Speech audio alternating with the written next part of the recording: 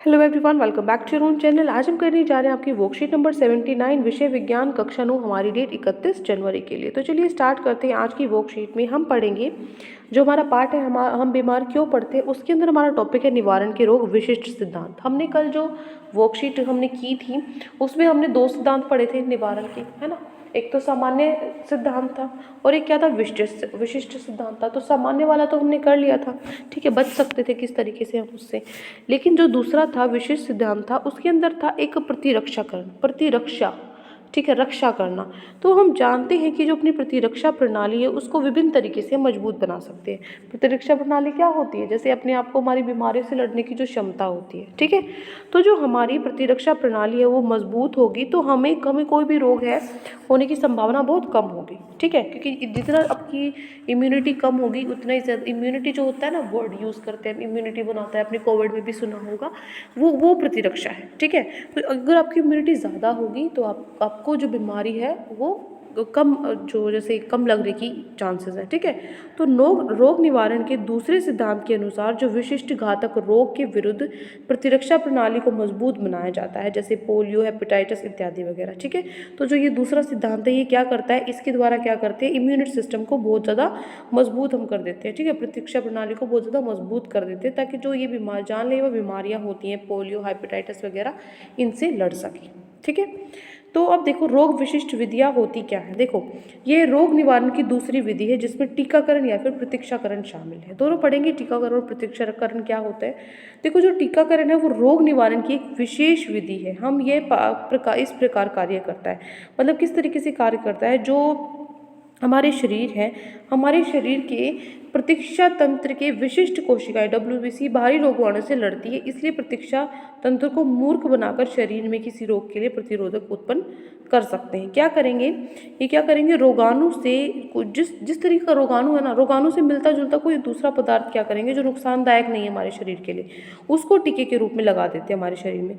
तो जो विशेष प्रतिरक्षा कोशिका है इसके खिलाफ लड़ती है और इसे खत्म कर क्या करती है, शरीर में एंटीबॉडी बन जाती है। अब एंटीबॉडी बन जाती है तो इस तरीके से जो रोगाणु है उसकी प्रतिरोधकता उत्पन्न देते हैं, ठीक है, उत्पन्न कर देते हैं। तो प्रतिरोधकता अगली बार क्या होगी, जब भी ऐसी कोई बीमारी आएगी तो रोगाणु को लड़कर हराने के लिए वो काफ़ी रहेगी, ठीक है। तो एंटीबॉडी की यहाँ पे बात हो रही थी कि एंटीबॉडी बन जाती है। एंटीबॉडी होती क्या है, देखो ये शरीर की प्रतिरक्षा प्रणाली द्वारा किसी विशेष विशेष रोगाणु के लिए बनाई गई विशेष सुरक्षात्मक प्रोटीन है, ठीक है। एक तरीका प्रोटीन है जो बीमारियों से बचने के लिए बनाया गया है। तो जो इन रोगाणुओं को शरीर के अंदर मार देती है और उसे निष्क्रिय कर सुरक्षा प्रदान करती है। मतलब जो रोगाणु है उनको शरीर के अंदर ही वो खत्म कर देती है ताकि जो हमारा शरीर है वो स्वस्थ रहे, ठीक है।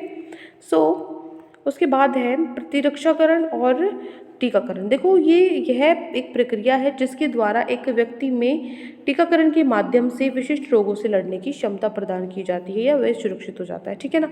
कौन सी प्रक्रिया है, टीकाकरण करके, मतलब लोगों को इंजेक्शंस वगैरह लगाते हैं ताकि जो लोगों की जो लोग हैं उनकी क्षमता को क्या हो, इंक्रीज़ वो उसको बढ़ा सके, ठीक है। उसके बाद है टीकाकरण। टीकाकरण में क्या होता है कि एक विशिष्ट रोग के विरुद्ध प्रतिरक्षा प्रदान करने के लिए शरीर में टीका देना, ठीक है। मतलब क्या होगा कि कोई भी आपको रोग है उससे लड़ने के लिए, उस रोग से लड़ने के लिए टीकाकरण जो हो रहा है वो होता है टीकाकरण, ठीक है ना। मतलब विशिष्ट रोग के विरुद्ध प्रतिरक्षा प्रदान करने के लिए शरीर में टीका देना, इंजेक्शन जो लगाते हैं शरीर में उस बीमारी से लड़ने के लिए, वो क्या हो गया, टीकाकरण हो गया। तो टीका क्या होता है, देखो शरीर में प्रतिरक्षा प्रणाली को मजबूत बनाने के लिए दी जाने वाली विशेष प्रकार की दवाई होती है जिसमें जो निष्क्रिय रोगाणु है या फिर उत्पाद या फिर उस जैसा कोई अन्य कर्म प्रभावशाली रोगाणु है शरीर में क्या दिया जाता है, ठीक है। ये उसके बाद आता है हमारे पास बच्चों की छोटी उम्र में यह टीके लगाए जाते हैं ताकि वे इन घातक रोगों के निवारण के प्रतिरक्षा उत्पन्न कर सकें और जीवन इन रोगों से मुक्त रहें। तो इनमें कौन से टीकाकरण है, तो जो टीकाकरण का जो ये आपका पूरा प्रोसेस है, एक प्रणाली है, इसमें क्या होता है, जो छोटी उम्र है ना उसी में टीके लगाई जाती है ताकि जो पूरी लाइफ है उनकी इन जो घातक जानलेवा बीमारियां हैं इनसे उनको दूर रहना पड़े। तो कौन सी बीमारियां हैं, जैसे टेटनस है, डिप्थीरिया है, कुकर खांसी हो गई, चेचक, हेपेटाइटिस, पोलियो, ठीक है, ट्यूबरकुलोसिस, TB, ठीक है। तो इस तरीके से ये क्या है, इन सब के टीके लगते हैं आजकल। क्लियर। अब हम चलते हैं हमारे क्वेश्चन आंसर्स पे। तो आज की वर्कशीट में आपको ये 4 प्रश्न दिए गए थे, तो स्टार्ट करते हैं हर एक प्रश्न से। पहला प्रश्न है आपका, प्रतिरक्षाकरण क्या होता है? क्या होता है प्रतिरक्षाकरण? देखो, ये एक प्रक्रिया है जिसके द्वारा एक व्यक्ति में टीकाकरण के माध्यम से विशिष्ट रोगों से लड़ने की क्षमता प्रदान की जाती है, वह सुरक्षित हो जाता है। ठीक है, तो क्या है, ये एक ऐसा प्रोसेस है जिसमें आदमी को क्या करता है, टीका लगता है, जिससे क्या करता है, उसके अंदर बीमारियों से लड़ने की जो क्षमता है वो बढ़ जाती है। ठीक है, और वो सुरक्षित हो जाता है। क्लियर? ये हो गया प्रश्न नंबर 1। नेक्स्ट है क्वेश्चन नंबर 2।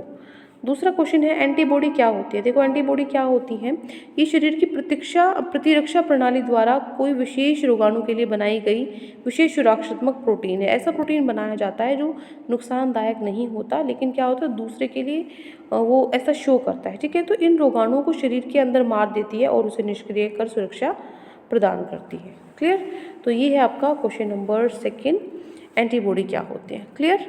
आगे बढ़ते हैं प्रश्न नंबर 3 पे। तीसरा प्रश्न क्या है, टीकाकरण कैसे काम करता है? देखो, टीकाकरण, देखो, इसके लिए क्या होता है, उस रोगाणु से मिलता जुलता कुछ अन्य पदार्थ होता है जो नुकसानदायक नहीं होता, उसके टीके के रूप में हमारे शरीर में लगाता है। तो हमारे शरीर में क्या करता है, हमारी विशेष प्रतिरक्षा कोशिकाएं क्या करती है, इसके खिलाफ लड़ती हैं, इसको खत्म करती हैं। तो इसको खत्म करने के लिए शरीर में एंटीबॉडी बन जाती है। तो इस तरह जो रोगाणु है उसकी प्रतिरोधकता उत्पन्न कर देते हैं। ठीक है, तो यह प्रतिरोधकता अगली हर बार असली रोगाणु को लड़कर हराने के लिए काफ़ी होती है। क्लियर है? तो इसलिए जो टीकाकरण है वो काम आता है। क्लियर? आखिरी प्रश्न है प्रश्न नंबर 4। चौथा प्रश्न क्या है, किन्हीं 4 रोगों के नाम लिखिए जिनके विरुद्ध बच्चों को टीका दिया गया है। तो रोग जिनके विरुद्ध बच्चों को टीका दिया है कौन से हैं? टेटनस, डिप्थीरिया, कुकर खांसी। ठीक है, 1 मिनट। कुकर खांसी, चेचक, हेपेटाइटिस और पीलिया। ठीक है, ये इंपॉर्टेंट है। क्लियर? तो ये 4 प्रश्न आज आपकी वर्कशीट में आपको दिए गए थे। आई होप आपको अच्छे से समझ में आ गए हैं। कोई भी डाउट है किसी भी क्वेश्चन में तो कमेंट सेक्शन में आप मुझसे पूछ सकते हैं। और अगर आपको लेक्चर अच्छा लगे तो चैनल को सब्सक्राइब कर सकते हैं, वीडियो को लाइक कर सकते हैं। आज के लिए इतना ही, मिलते हैं नेक्स्ट वीडियो में। Till then take care, bye bye.